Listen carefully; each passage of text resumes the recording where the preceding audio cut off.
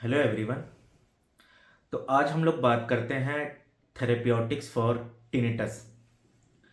Tinnitus क्या होता है? कान में डिफरेंट डिफरेंट टाइप की noises, cracking noise, whistling, roaring, बहुत वेरियस टाइप की नॉइजेस, तमाम तरीके की आवाज़ जो कान में आती हैं, इसको हम लोग जनरली टिनिटस बोलते हैं मेडिकल टर्म में।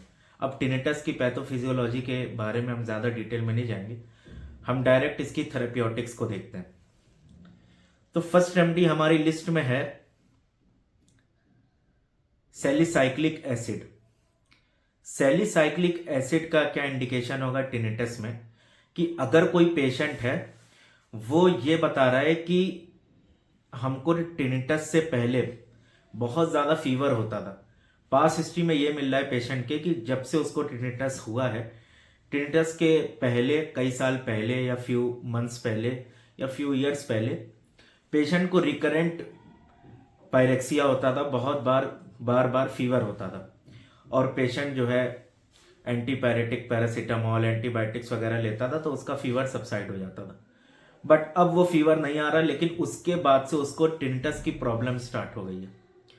और यहाँ पे जो टिनिटस में वॉइस होगी सैलिसाइक्लिक एसिड के केस में, वो होगी बजिंग रोरिंग टाइप, जैसे मधुमक्खी भिनभिनाती है, इस टाइप की वॉइस उसको सुनाई देगी कानों में। और साथ में पेशेंट को जो है डेफनेस हो सकती है। टिनिटस के साथ डेफनेस उसको सुनाई भी नहीं देगा। लेकिन सैलिसाइक्लिक एसिड का इंडिकेशन होने के लिए ये सबसे इंपॉर्टेंट है जो हमने बताया कि पास हिस्ट्री में पेशेंट को एब्यूज ऑफ पैरासीटामोल और एंटीबायोटिक्स मिली हो, है पास हिस्ट्री में रिकरेंट फीवर मिला हो, चाहे वो इंटरमिटेंट टाइप हो चाहे रेमिटेंट टाइप हो, लेकिन पास हिस्ट्री में फीवर बार बार उसको होता हुआ हो, उसके बाद वो टिनिटस की तरफ बढ़ा हो, उस पेशेंट को टिनिटस की पैथोलॉजी आई हो, और साथ में यहाँ पे डेफनेस के साथ वर्टाइग हुए। पेशेंट ये कहेगा कि जब भी हमको टिनिटस का अटैक आता है, हमको उस समय सुनाई देना कम हो जाता है और मेरे चक्कर आने लगता है। तो ये पूरा इंडिकेशन है सैलिसाइक्लिक एसिड का। नेक्स्ट रेमेडी हमारी लिस्ट में है पेट्रोलियम। पेट्रोलियम का क्या इंडिकेशन होगा कि अगर कोई पेशेंट है, वो स्पेशली बता रहा है कि मेरे ठंडियों में, विंटर्स में मेरे कान की प्रॉब्लम बढ़ जाती है, कान की म्यूकस मेम्ब्रेन में इन्फ्लेमेशन हो जाता है, डॉक्टर ऐसा बताता है। मिडल मियटस का इन्फ्लेमेशन हो जाता है, यहाँ तक कि डॉक्टर ने डायग्नोस किया होगा कि मिडल मियटस में उसके जो है फिशर्स हुए। पेट्रोलियम में क्रैक और फिशर्स में मिलते हैं, तो ये डायग्नोस हुआ होगा। और साथ में पेशेंट ये कहेगा कि बहुत लंबे समय से मेरे हर साल जो है विंटर्स में कान में मेरी दिक्कत हो जाती है, ओटाइटिस मीडिया हो जाता है, कान का इन्फेक्शन हो जाता है, मेरा कान बहने लगता है, एस्टिचुएंट ट्यूब जो होता है कान से जो कनेक्ट होता है उसमें इन्फ्लेमेशन आ जाता है। ये वो पेशेंट बताएगा कि ये डायग्नोसिस हुई है मेरी। और पेशेंट ये कहेगा कि उसके साथ साथ हर बार जब भी ये कान का इन्फेक्शन होता है, उस समय पे मेरा टिनिटस जो है बढ़ जाता है, या उसी समय पे टिनिटस आता है। और यहाँ पे जो टिनिटस की आवाज आएगी पेट्रोलियम के केस में, वो स्नैपिंग टाइप में, जैसे कोई बॉक्स बंद होता है पट पट, ऐसी आवाज आएगी। इस टाइप की आवाज जो होगी पेट्रोलियम के केस में होगा, टिनिटस के केस में। तो ये हमने बता दिया कि पेट्रोलियम का जो एग्रावेशन होगा, कंप्लेन उसकी जो बढ़ेगी वो वर्स होगी विंटर में। और यहाँ पे कॉन्कोमिटेंट सिम्टम ये मिल सकता है कि ड्राइनेस ऑफ स्किन होगी, पूरी स्किन उसकी ड्राई होगी, पसीना उसको बिल्कुल नहीं होगा, स्किन में क्रैक्स होंगे, स्किन ब्लीड करेगी, पैर की हील्स ब्लीड करेगी, क्रैक्स होंगे।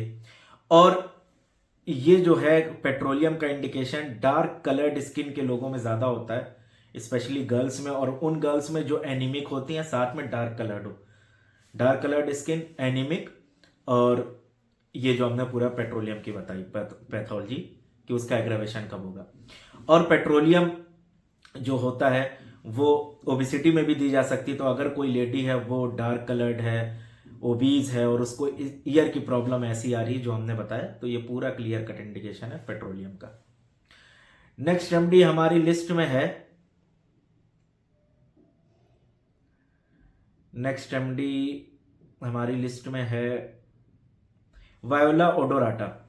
वायोला ओडोराटा का क्या इंडिकेशन होगा टिनिटस के केस में? कि यहां पे पेशेंट ये कहेगा कि मेरी कान की दिक्कत के साथ साथ मेरे आई में पेन होने लगता है। जब भी मेरे टिनिटस बढ़ता है, जब भी मेरे टिनिटस की प्रॉब्लम बढ़ती है, उस समय मेरे कान की, मेरे आई की मसल्स में, ऊपर की मसल्स में पेन होने लगता है और मेरे कलाई में दर्द होने लगता है, रिस्ट में दर्द होने लगता है। स्पेशली वायोला ओडोराटा में जो पेन होगा, मसल्स का पेन होगा, वो राइट साइड होगा और राइट साइड में इतने हिस्से में होगा, पूरा ये हिस्सा, deltoid region, supra orbital region, temple region, occiput right side में और मेस्टॉइड प्रोसेस में, यहाँ पे ये पूरा इंडिकेशन होगा।